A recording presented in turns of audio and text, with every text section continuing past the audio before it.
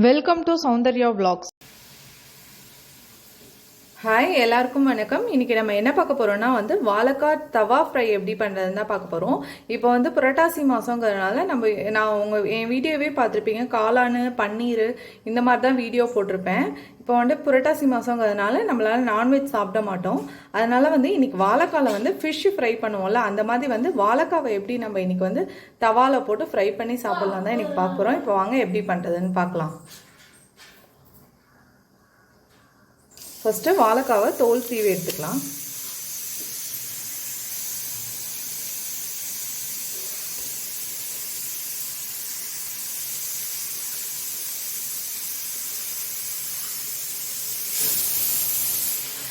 இப்போ வாழைக்காவை பார்த்தீங்கன்னா நல்லா தோல் சீவிட்டு கழுவி எடுத்துட்டு வந்துட்டேன்.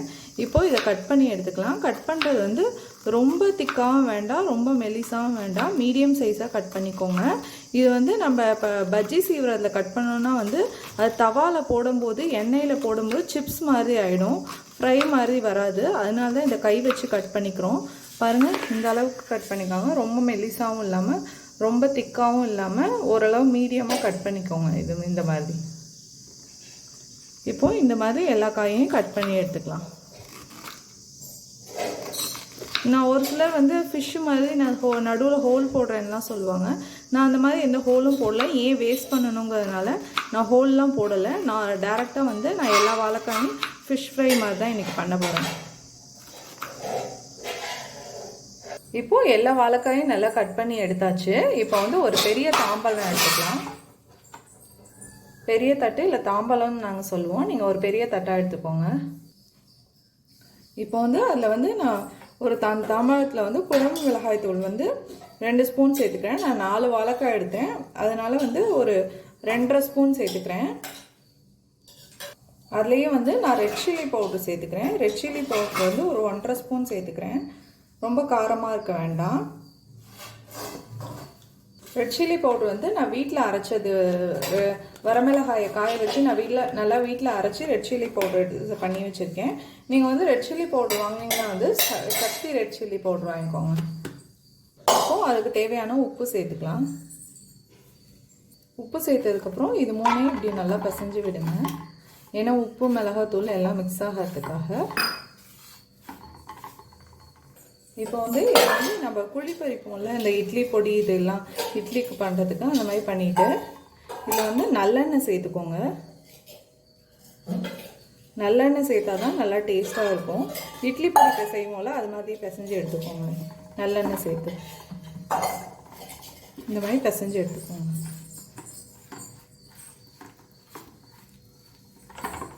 இந்த மாதிரி பிசைஞ்சு எடுத்துட்டு இப்போ இதில் என்ன பண்ணால் ஒரு வாழைக்காயும் இப்படி டிப் பண்ணிவிட்டு இப்படி ஓரமாக வச்சுடுங்க.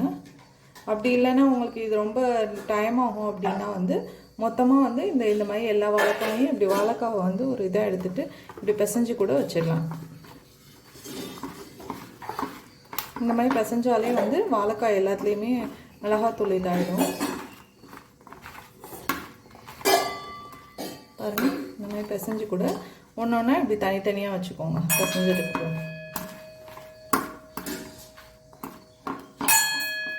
இப்போ பார்த்தீங்கன்னா இந்த மாதிரி எல்லாத்தையும் பிசைஞ்சு ஒரு 1/2 மணி நேரம் நல்லா ஊறட்டும். நான் இன்னும் கொஞ்சம் வாழைக்காய் வச்சுருக்கேன். அது எதுக்குன்னு பார்த்தீங்கன்னா, குழந்தைங்க, என் பையனுக்கு 1.5 வயசு ஆகுது. நான் முன்னாடியே ஒரு சில வீடியோவில் சொல்லியிருக்கேன். அவனுக்கு லைட்டாக கொஞ்சோண்டு மஞ்சத்தூளும் கொஞ்சோண்டு மிளகாத்தூளும் கொஞ்சோண்டு உப்பு சேர்த்து தனியாக ஒரு தாம்பலத்தில் இந்த மாதிரி ஒரு தட்டில் பிசைஞ்சு வச்சுடுவேன். நான் பையனுக்கு சொன்னேன்ல, அதில் சும்மா 1/2 ஸ்பூன் குழம்பு மிளகாய் தூள் சேர்த்துக்கிறேன். சும்மா டேஸ்ட்டுக்காக இத்தினோண்டு ரெட் சில்லி பவுடர் சேர்த்துக்கிறேன். சும்மா 1/4 ஸ்பூனை விட ரொம்ப கம்மியாக இத்தினோண்டு சேர்த்துக்கிறேன். இப்போது அதுலேயே ஒரு 1/4 ஸ்பூன் மஞ்சத்தூள் சேர்த்துக்கிறேன். இப்போது தேவையான அளவு உப்பு சேர்த்துக்கலாம். உப்பு சேர்த்து அதே மாதிரி தான் ப்ராசஸ்ஸு, நம்ம பெரியவங்களுக்கு செஞ்ச மாதிரி பிசைஞ்சு விட்டு லைட்டாக நல்லெண்ணெய் சேர்த்துக்கலாம்.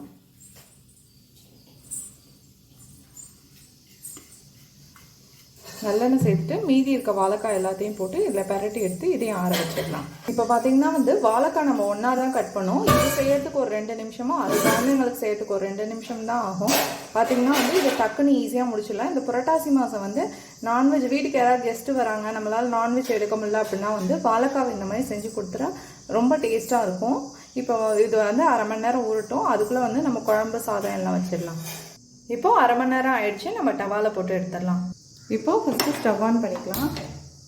ஸ்டவ் ஆன் பண்ணி தவா வச்சுக்கலாம். இப்போது தவா நல்லா ஹீட் ஆகிட்டு எண்ணெய் சேர்த்துக்கலாம். ரொம்ப டீப் ஃப்ரைலாம் நம்ம இன்றைக்கி பண்ணல, அதனால் வந்து டவாவில் வந்து லைட்டாக எண்ணெய் சேர்த்துக்கலாம். இப்போது எண்ணெய் நல்லா ஹீட் ஆகிட்டு ஃபஸ்ட்டு வந்து குழந்தைங்களுக்கு வச்சுருந்தோம்ல அதை போட்டு எடுக்கலாம். குழந்தைங்க இது ஒரு சைடு வந்து நம்ம பெரியவங்களுக்கு கொஞ்சம் காரம் சேர்த்து போட்டால அதை ஒரு சைடு போட்டுக்கலாம். இன்னொரு சைடு வந்து நம்ம கொஞ்சம் மசாலா தூள் அதிகமாக சேர்த்தோம்ல அதை போட்டு எடுத்துக்கலாம். இந்த மாதிரி ஃபிஷ் ஃப்ரை பண்ணுவோம்ல அந்த மாதிரி ஒன்று ஒன்றா ஃப்ரை பண்ணி எடுத்துக்கிட்டோன்னா அவ்வளோ டேஸ்ட்டாக இருக்கும். இது வந்து ஸ்டவ் வந்து மீடியம் ஃப்ளேமில் வச்சு ஒரு சைடு நல்லா வேகட்டும். ஒரு 2 தடவை திருப்பி விட்டால் போதும்.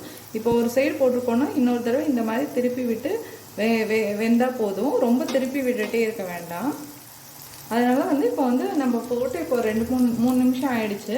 இன்னும் ஒரு 2 நிமிஷம் கழிச்சு திருப்பி விட்டுடலாம் எல்லாத்தையும். இப்போ பார்த்திங்கன்னா வந்து 5 நிமிஷம் ஆயிடுச்சு. திருப்பி விடலாம். குழந்தைங்க இதை நம்ம மசாலா கம்மியாக போட்டிருக்கனால கலர் அப்படி தான் இருக்கும். பாருங்கள், நல்லா தவாவில் ஃப்ரை பண்ணுறது சூப்பராக இருக்குது. நான் வந்து தவாவில் போட்டோன்னே எண்ணெயில் போட்டோன்னே அவ்வளோ வாசனையாக இருக்குது. அந்த மிளகாத்தூள் நல்லெண்ணெய் சேர்த்துருக்கோம்ல பிசையும் போது அதெல்லாம் அவ்வளோ டேஸ்ட்டாக இருக்குது.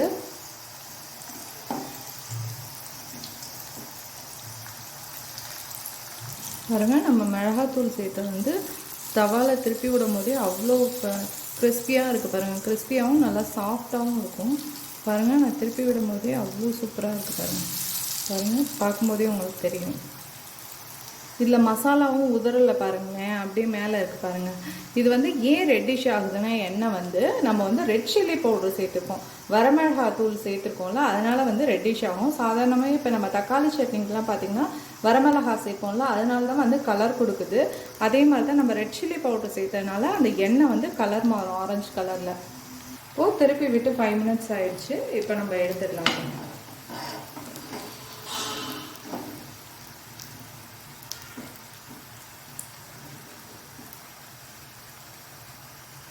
இப்போ நம்மளோட ஃபர்ஸ்ட் செட் எடுத்தாச்சு. செகண்ட் செட்டை போட்டுக்கலாம்.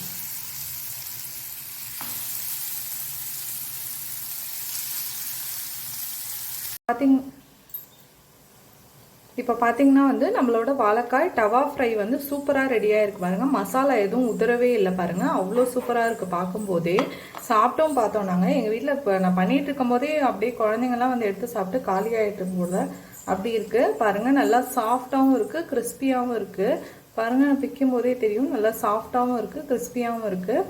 ரொம்ப சிப்ஸ் மாதிரியும் இல்லாமல் ரொம்ப வேகாமலும் இல்லாமல் மீடியமாக இருக்குது. அப்படி சாப்பிட்டா ரொம்ப டேஸ்ட்டாக இருக்கும். இன்றைக்கி வந்து நான் பருப்பு குழம்புக்கு இதுக்கு வச்சுருக்கேன்.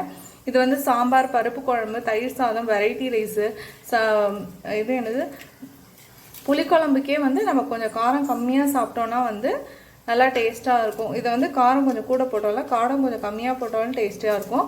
பாருங்கள், நான் குழந்தைங்களுக்கு தனியாக பண்ணல, அது வந்து பார்த்திங்கன்னா அதுவும் குழந்தைங்களுக்கு ரொம்ப பிடிச்சி. பாருங்கள், பிளேட்டே காலி ஆகிடுச்சு, கொஞ்சோண்டு தான் இருக்குது. நீங்களும் இதை வீட்டில் ட்ரை பண்ணி பார்த்துட்டு எப்படி இருக்குன்னு கமெண்ட் பண்ணுங்கள். தேங்க்யூ.